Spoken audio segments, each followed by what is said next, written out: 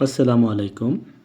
আজ আপনাদের সামনে নিয়ে আসছি মনিমিক্স ভিটামিন ও মিনারেলের সাপ্লিমেন্ট শিশুদের সুস্থ বৃদ্ধি ও পুষ্টির জন্য। মনিমিক্সে আছে iron, zinc, vitamin A, vitamin C, vitamin D ও ফলিক অ্যাসিড।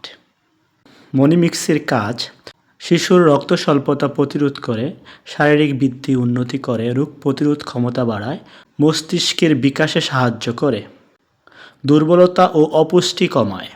৬ মাস থেকে ৫ বছর বয়সী শিশুদের জন্য বেশি ব্যবহৃত হয়।